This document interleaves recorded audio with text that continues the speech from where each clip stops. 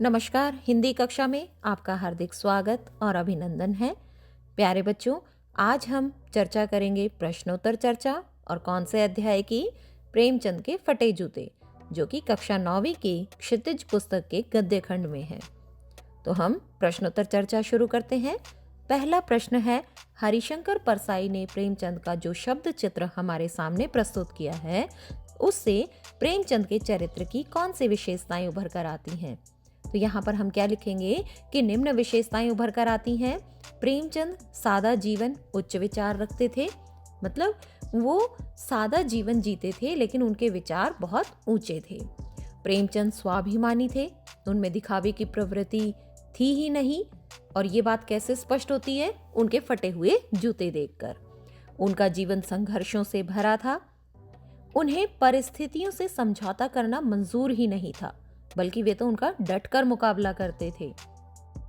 प्रेमचंद को साहित्यिक पुरखे, महान कथाकार, उपन्यास सम्राट, युग प्रवर्तक आदि उपनामों से भी पुकारा गया है। प्रश्न संख्या 2, यहाँ पर आपको 4 वाक्य दिए गए हैं, तो इसमें से जो ठीक होगा आपको वही बताना है। इस प्रकार के प्रश्न आपकी परीक्षा में तो नहीं आते, लेकिन सही और गलत के बारे में पूछा जा सकता है परीक्षा में।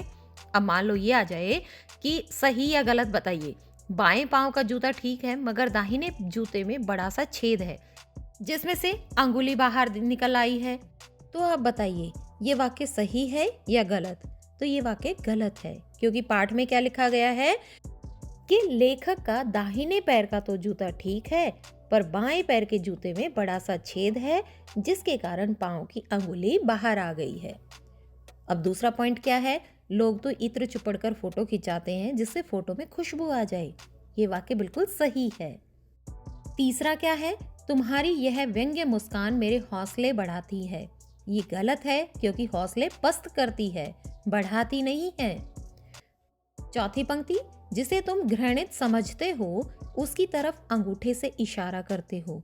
गलत, उसकी तरफ अंगुली से इशारा करते हो।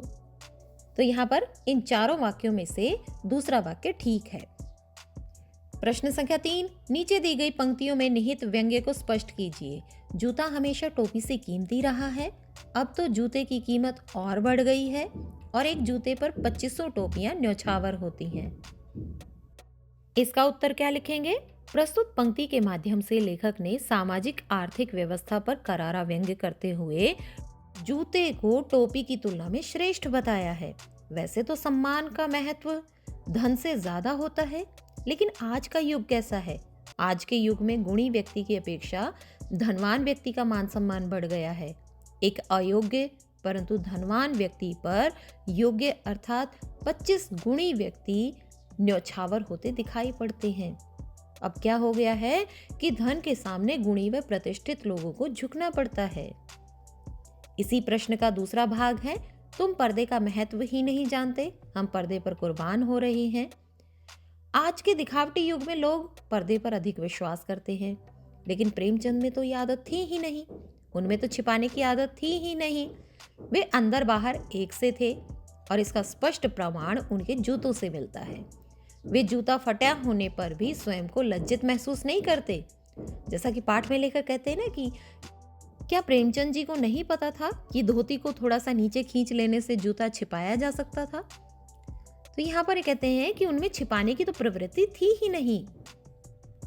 प्रेमचंद जी जूता फटा होने पर भी स्वयं को लज्जित महसूस नहीं करते थे, लेकिन आज के युग में हर प्राणी अपने कष्टों को छुपाकर सबके सामने कैसा प्रयास करता है कि वो बहुत खुश है, वो बहुत सुखी है। अपने दोषों को छिपाकर स्वयं को श्रेष्ठ बताते हैं। प्रश्न संख्या 3 का ग भाग, जिसे तुम घृणित समझते हो उसकी तरफ हाथ की नहीं पांव की अंगुली से इशारा करते हो। प्रेमचंद निर्भीक स्वभाव के व्यक्ति थे।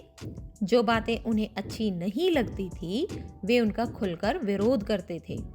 पांव की अंगुली से इशारा करना उनका यही स्वभाव दर्शाता है। वे ऐसे लोगों को समाज के लिए उचित नहीं मानते और सदैव जूते की नोक पर रखते थे, चाहे वह व्यक्ति कितना ही धनी या प्रतिष्ठित क्यों न हो।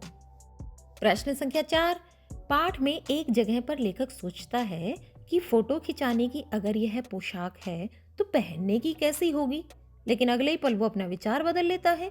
नहीं, इस आदमी की अलग अलग पोशाकें नहीं होंगी। आपके अनुसार लेखक ने प्रेमचंद जी के बारे में ऐसा क्यों सोचा होगा? 2 बार ऐसे 2 बातें क्यों सोची होंगी? लेखक ने पहली पंक्ति में कहा है कि फोटो खिंचाने की यह पोशाक है तो पहनने की कैसी होगी। इसका तात्पर्य है कि जो साधारण लोग होते हैं वो घर और बाहर पहनने की पोशाकें अलग अलग रखते हैं, और फोटो खिंचाने के लिए तो हम सुंदर सुंदर कपड़े पहनते हैं। लेकिन लेखक को जब ध्यान आता है कि यह पंक्ति प्रेमचंद जी के संदर्भ में उनके द्वारा सोच ली गई है, तो वो अपना विचार बदल देते हैं। वे कहते हैं कि प्रेमचंद सीधे साधे साधारण आदमी थे, उनमें दिखावे की प्रवृत्ति नहीं थी। वे जैसे थे वैसे ही लोगों को दिखाई देते थे। इसी वजह से लेखक ने अपनी टिप्पणी बदल ली। प्रश्न संख्या 5, आपने यह व्यंग्य पढ़ा। आपने जब इस व्यंग्य को पढ़ा तो आपको लेखक की कौन कौन सी बातें अच्छी लगी? प्रेमचंद के फटे जूते शीर्षक निबंध में परसाई जी ने प्रेमचंद के व्यक्तित्व की सादगी के साथ साथ आज की दिखावे की प्रवृत्ति और अवसरवादिता पर व्यंग्य किया है। लेखक की व्यंग्य शैली आकर्षक, गंभीर और गूढ़ अर्थ लिए हुए है। लेखक ने अपने व्यंग्य को विस्तार से समझाया है और उनकी यह विस्तारण शैली पाठक को लेख समझने में सहायता प्रदान करती है। लेखक की संवाद शैली अत्यंत प्रभावी है, जिससे पाठक की सहजता और रुचि बनी रहती है। लेखक ने जब ये पाठ प्रारंभ किया था तो किससे किया? प्रेमचंद के फटे जूते से, एक तस्वीर से। लेकिन उसी तस्वीर के माध्यम से ही लेखक प्रेमचंद जी के पूरे व्यक्तित्व को समेट लेते हैं। उस एक चित्र के माध्यम से ही लेखक ने प्रेमचंद जी के पूरे व्यक्तित्व को आप लोगों के सामने खोलकर रख दिया है।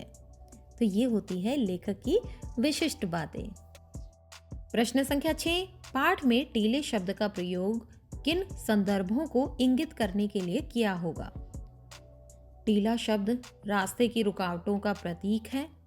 पाठ में टीले शब्द का प्रयोग व्यक्ति के जीवन में आने वाली कठिनाइयों, संघर्षों एवं असुविधाओं के लिए किया गया है, और प्रेमचंद जी ने ऐसे टीलों को अपने शब्द बाणों से भेदने का प्रयास किया है।